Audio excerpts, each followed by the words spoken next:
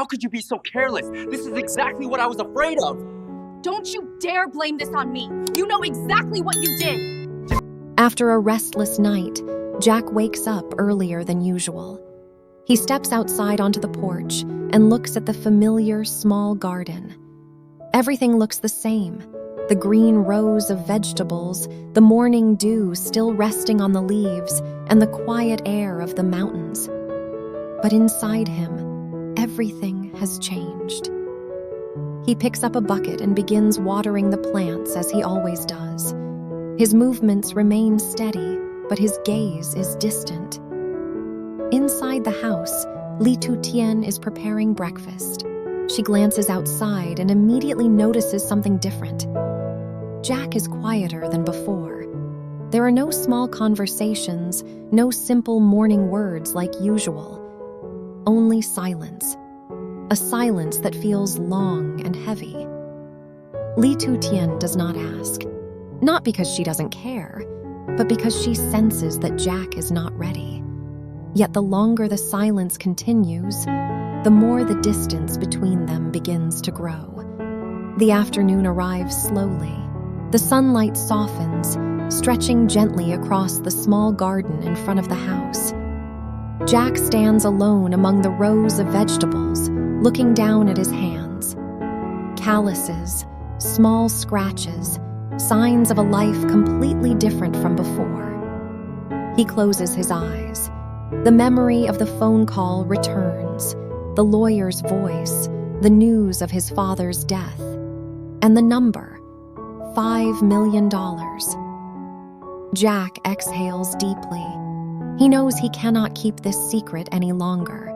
Not from Lytutien. She is the one who stayed with him when he had nothing. If even she does not know, then what does he truly have left? Jack opens his eyes, now filled with determination. He turns and walks quickly toward the house. Lytutien, we need to talk. Inside the small house, the evening sunlight filters through the window, casting warm lines of light across the wooden floor. Lytutien is folding clothes when she stops as Jack calls her name. She looks at him. His expression is more serious than usual. Jack sits down across from her. For a few seconds, he says nothing. He simply takes a deep breath. Then he begins to speak, detail by detail.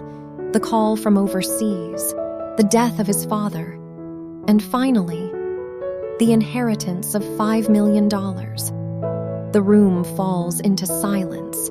Not a single sound. Lytutien does not react immediately. She just looks at him. Her expression slowly changes, from surprise to disbelief, and then to deep concern. Something has shifted, and both of them can feel it. After Jack finishes speaking, the space inside the house becomes unusually quiet.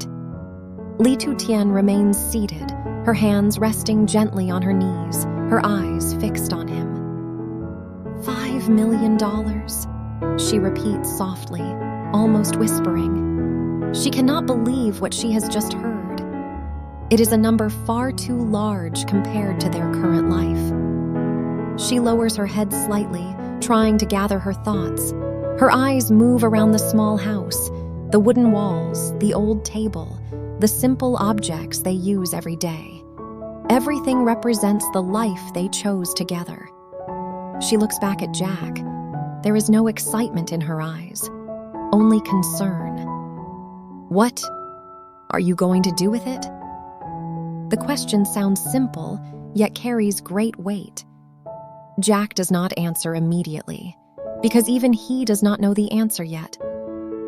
Jack stays silent for a few seconds before speaking. I haven't fully decided, but that money could help us.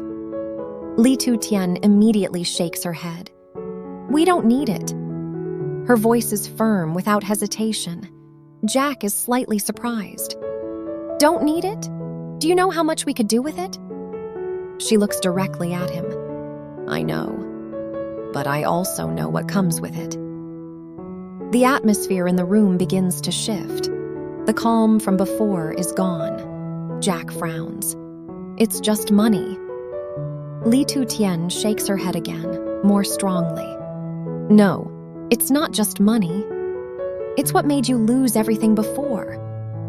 Her words make Jack fall silent for a moment, but they also trigger a response.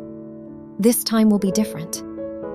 The argument has officially begun. How is it different? Tu Tien asks, her voice beginning to tremble. You said that before. Jack stands up, his voice rising. I'm not the same person anymore.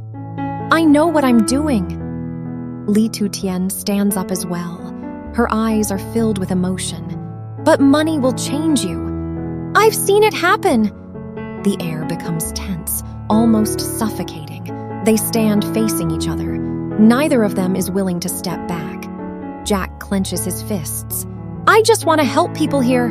We could help the whole village. Tu Tien shakes her head, tears starting to fall. I don't need to save the world. I just need this life with you. Her words stop Jack in his tracks. For the first time in the argument, he doesn't know how to respond. After Tu Tien's words, the tension in the room softens.